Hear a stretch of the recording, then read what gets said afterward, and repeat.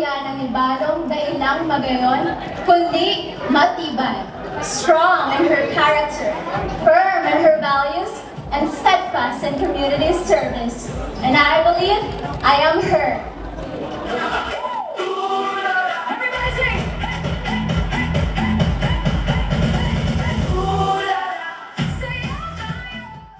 One word that best describes who I am is I am purposeful.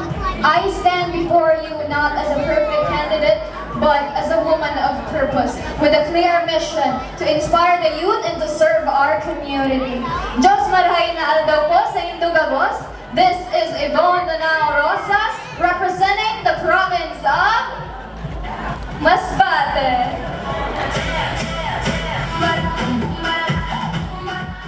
Carries a story worthy to be shared. This is Angela Joyce, and as a cultural ambassador, I am ready to be the next storyteller of this region. I believe that the tale of Ibalong stands as a reminder that you too have a voice and a heart to be a warrior of your own story. Sandigan, Sandata, Sandalan. This is my Mutya ng Ibalong 2026 journey, our harmony. Just mabalas po sa Satiyan na Bus.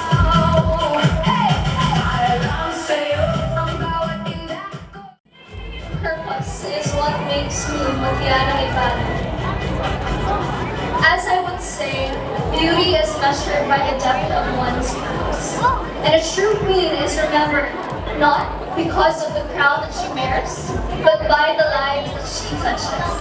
Once again, I'm Ia Lester Bobert, representing Daraga Albay. As someone who have experienced different walks of life, I am a woman who remains optimistic. Optimistic in a way that whatever antagonism and criticism life may throw at me, I know that I'm more than ready to rise above it. And just like how our legendary heroes, Baltong, Hanjong, and Bantong, faced every challenge with so much courage, I know that I'm also ready to take the responsibility of the next Mutya ng Ibalong 2026. Just babalo sa Indugabos.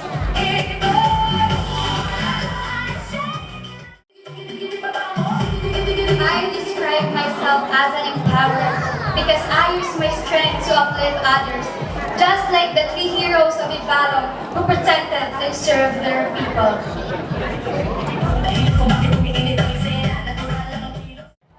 Ang pagiging determinado ang nagtuturo sa akin na sa bawat hamon ng buhay ay may kaakibat na pagkakataong umunlad. Dahil ang pagiging isang reyna ay hindi lamang sinusukat sa dami ng tagumpay na natamo, kundi sa kanyang tapang na patuloy na bumangon at lumaban patungo sa kanyang layunin. Maraming salamat po. This is Sherry May Rumaraon, representing Municipality of Batu, Province of Camarines Sur. Ang aking salita ay bago. After being dubbed as the newest face in the competition, I realized that is also engraved in my name. Spanish word nueva translates to new. Therefore, I am ready to bring the newest flavor in this competition. I am Mutya ng Ibalong 2026 candidate number 8, ready to take on the crown. Ako ay matanggap gaya ni Hanjong in his battle against Oreo.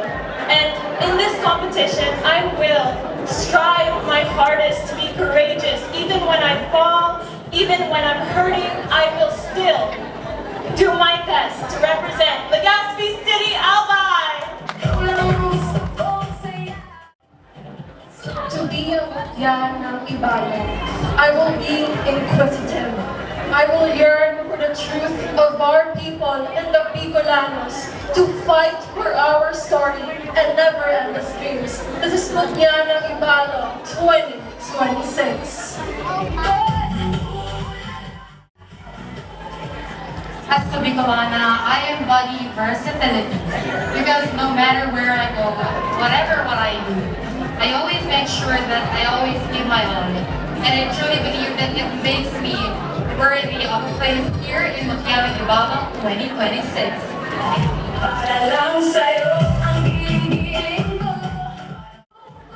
I am Jamila Van Gestel, and I am a fighter because I will never back down from any challenge. If I choose to do something, I choose to do it scared. Because deep in my heart, I know that I can. And I will not let the fear of uncertainty hinder my becoming of Mutya ng Ibalong. In the light of pageantry, I believe it is most important to remain true to ourselves. But more than that, I believe that being a Mutya is more than being rooted in our identity and who we are.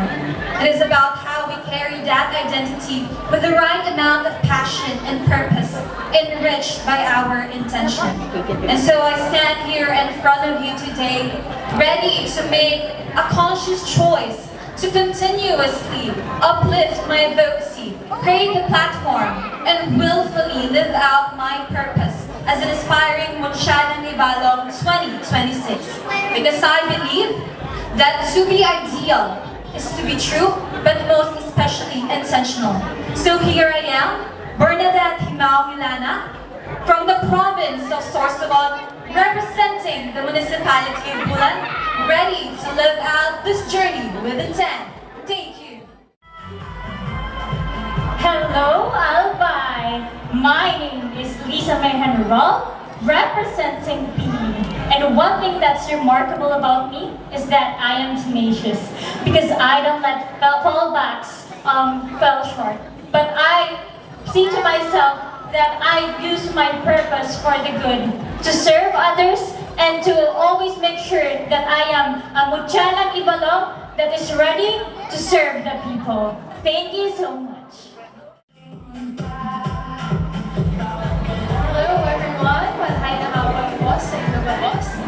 If I would be given one word to describe myself, it would be makipagpahal. Us Filipinos have always been widely perceived as hospitable. And right now, I want to share a little story for everyone. When I was a child, I used to play with kids across our neighborhoods. Then, I would invite them to lunch and dinner at my home. Now that I'm older, I've realized that it's not just about sharing foods and meals with the kids. It's about making them feel included, belonged, and welcome. And that does not just only make me Mutya ng Ibalong, but that is what makes me human. And that title will never be replaced with anything at all. Thank you.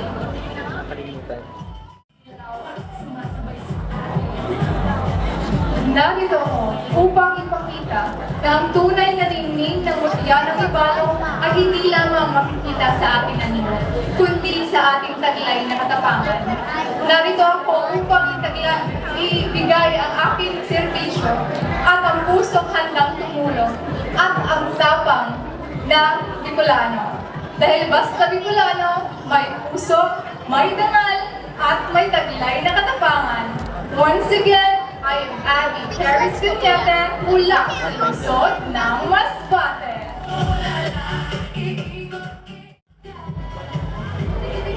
I am your next Miss Ibalong because I have the heart. The heart that leads with compassion and a genuine intention to make a difference.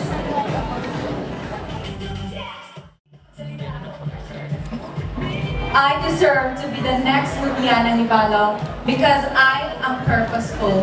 As a licensed professional teacher, I actively contribute to shaping the future and making a difference in the community. That's what a Mutya ng Ibalong should be. And I believe that I have the dedication, heart, and purpose to be your Mutya ng Ibalong 2026.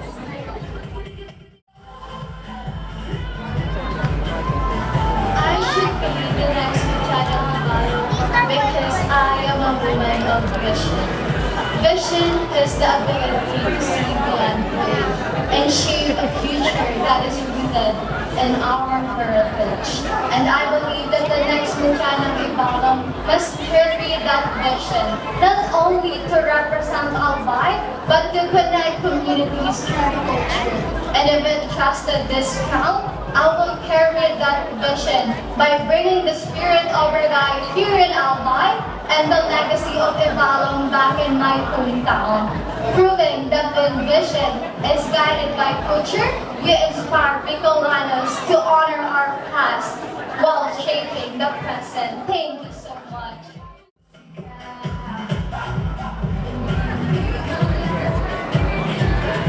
I am capable because I am a performer, a leader, and a woman who wants to dream to have a good future in life. And Mutya Ibalong 2026 made me realize that I uphold the great power within me, and that is my capability.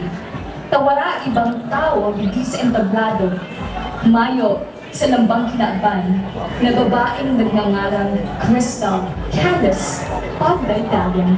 And let this be a reminder, sa lambang pagsubok, sa lambang oportunidad, ako si Candace, and I am more than ready to be the woman I aspire to be, because I am capable. And welcome to this year's Mutya Ibalong 2026.